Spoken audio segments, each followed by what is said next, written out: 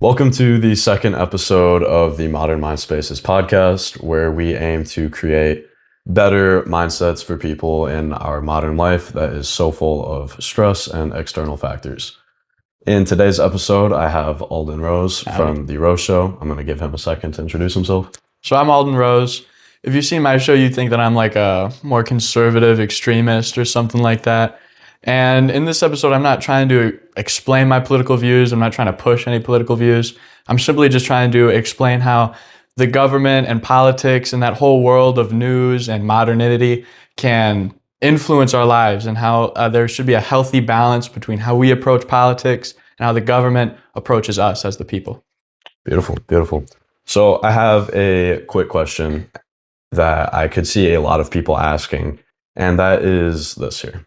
The government's job is to serve the people, but yet oftentimes their actions can cause the exact opposite. Why is that?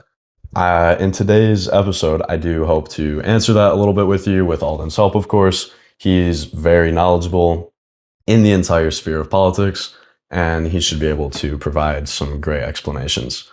So, my first question for you is, you obviously are pretty involved in the sphere of politics. You've been interviewing some people that are in politics locally recently, and you're planning on expanding upon that more in the future. So do you personally see how politics can cause stress in people? Yeah, totally. There are people who will take the world of politics and they'll take the news that they interact with, and they take the opinions that they see other people having, and they take their own opinions and they compare it, and they make it more of a fight. Right? Like an us versus them kind of reality.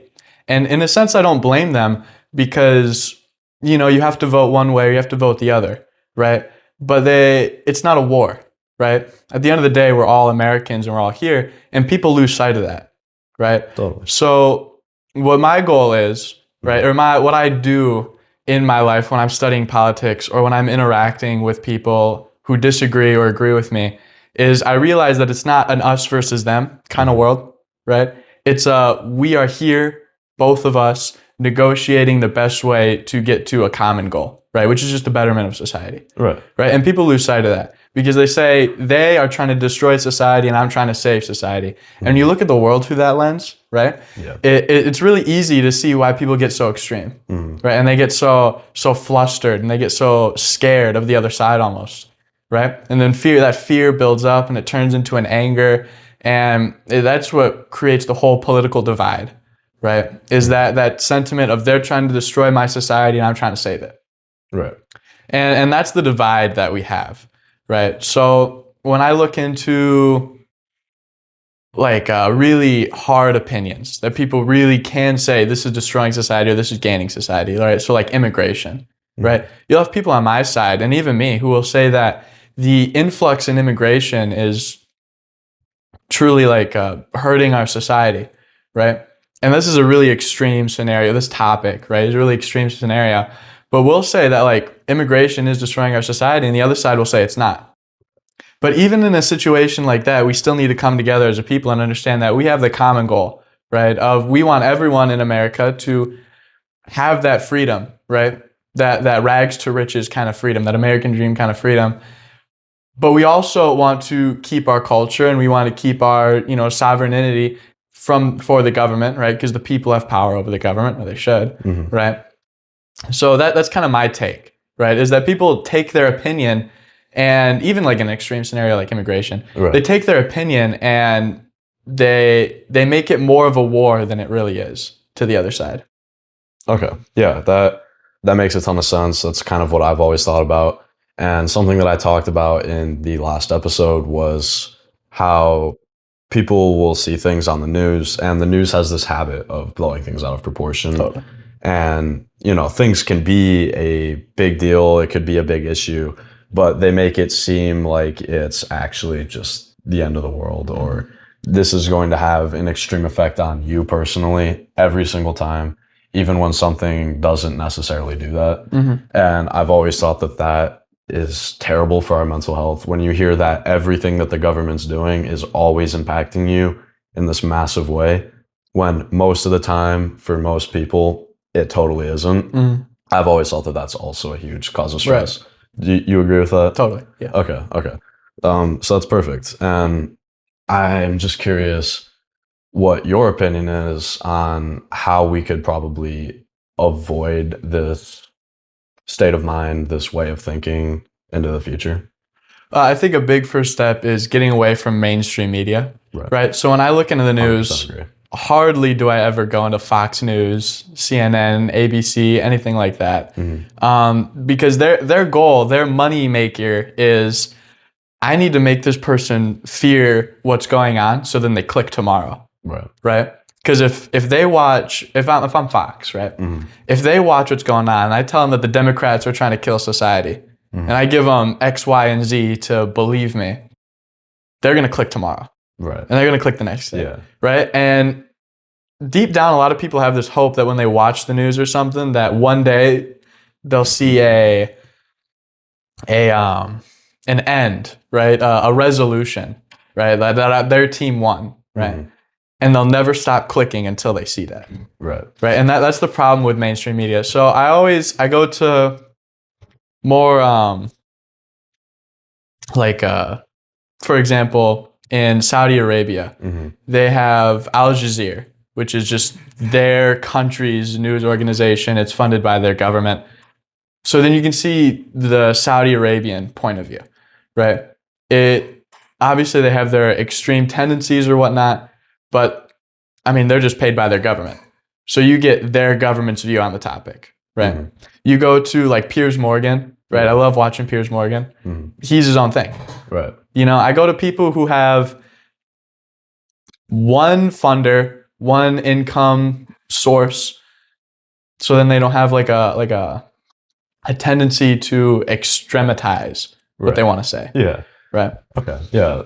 I think that that's a great first step also. And when everybody's tuning into CNN or Fox News every day, we have two opposite sides of the totem pole, but they're still saying the same thing, essentially.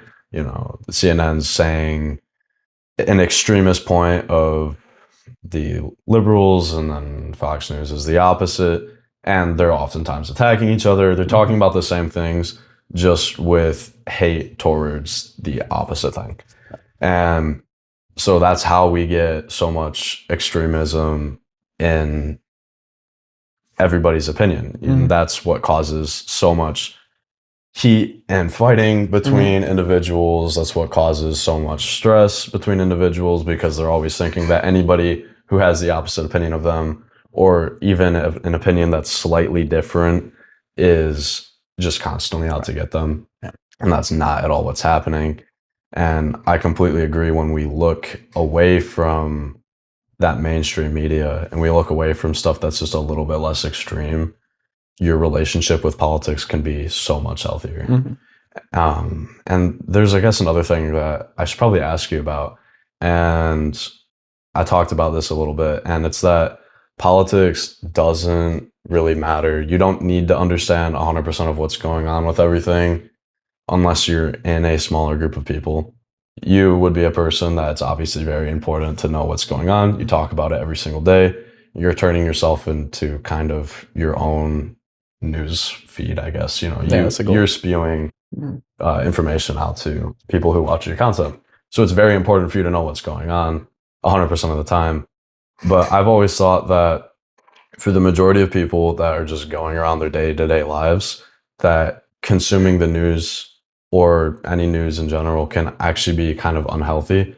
I am curious about your opinion on that, because obviously you consume a lot of news every day. Well, obviously, like you just said, this is coming from a point of view of someone who is invested in the news every day. Right. Like all the time, hours on end.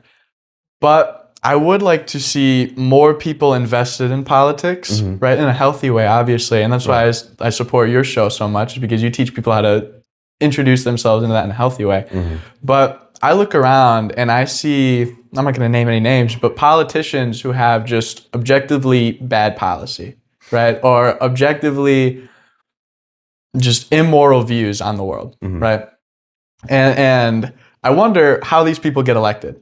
Right. How can someone who has this kind of past, right? Someone who did this in the past, did XYZ in the past, so why should we vote for him in the future? Well, it's because people don't know about that. Right? Or it's because people will hear a policy and it sounds good, right? Just up front, it sounds good. But when you really look into it and you look into other societies who tried this or that, or other times where this was tried, it didn't end up working out, but they don't look into that. So they just see, oh, this sounds good, I'll vote for it, right? I like to see a society where we can study politics and we can study who we're voting for and this and that in a healthy way, which is what you want to teach for. Mm-hmm. So, for example, on my show, I did a whole video about like voting and how I feel like the freedom that everyone has to vote is almost a little extreme, in my opinion. For example, how can someone who can't even name which politician is Republican or Democrat, how can they go and vote? Right? It's more of I want people who are, or I want a society collectively who is very invested and very in the know of what's going on, but yet can still look at their neighbor and be like, they vote the other way, but they're still my neighbor. Right? Yeah. Okay. I think that's great. Mm-hmm. That's a very smart, very powerful way to look at things. It's, definitely I can see how people might hear that and be like, what? Are you trying to take away voting freedom from people? But I can see that that's not exactly what you're saying. Mm-hmm. And I like what you're saying because it's encouraging having more information, but having it in a way that's just better for your mind, better for your intellect, and not as detrimental to it. So overall, I think that in order to create a better relationship with politics and in order to help it build a healthier life for you, you're going to want to not stop consuming news or stop consuming politics, but rather consume better sources of information on politics, better news that's not going to help develop such extremist opinions in yourself. And also, you're probably going to be hearing this information from somebody who more or less actually cares about what they're talking about and isn't just trying to get you to watch their content. And that's going to help you significantly with having the correct information as well. And so I think a great example of that is Alden on the Rose Show. I definitely support his podcast, and I think that he's doing a great thing. I'm going to let him talk about that a little bit and give his own kind of promotion here. Yeah, so the Rose Show is basically just I push out more of my extremist views because the extremist views are the unpopular views, right? My policy when I go into making a show is one of two things. If I'm gonna make a show on a topic, it's either gotta be really popular, right? And I have to have some insider knowledge about it, or it's gotta be something that I have no one who agrees with me with, and I gotta defend that opinion, right? So I don't just, I'm not like, Ben Shapiro or something. He goes on a show and then he spews out the most basic opinion and then clicks post and gets 1 million views. Like I said in the beginning, when you watch my show, you're like, oh, this guy's a conservative extremist. And I mean, that's kind of the point of the show, is so then you think that. But I try to just enlighten people on different points of view. If you disagree with me, that's good, right? That's the point of the show, is that people disagree with me. If you agree with me, then great, right? We can build a culture of talking about niche opinions that people don't necessarily agree with, or people who have the same opinions get persecuted for having, right? At the end of the day, I definitely fit into the category of extrematizing or making extremist population, right? I make a show about topics where if you have this extremist opinion, then you are on our side and there's their side. And that's definitely something that, especially hearing about your show, something I should probably work on myself. I'm very open to that idea. But in general, my show is just what's going on in the world, what I think about it, and what I feel like other people should think about it. And then at the end of my show, I always try to explain what you can do about a certain topic. So if I go on a rant about, I don't know, like I'm going to be going on a rant about like the Epstein files, right? At the end of the show, I'm not just going to push a bunch of information into your head that makes you extreme and then click end. Like I always try to give you an option of what you can do about it. right? Something, you hear all these extremist opinions and it radicalizes you. And then people will click end, like Fox News or CNN, they'll click end, and now we have riots in the street. Right. You know, because what are these people going to do? They don't know what to do.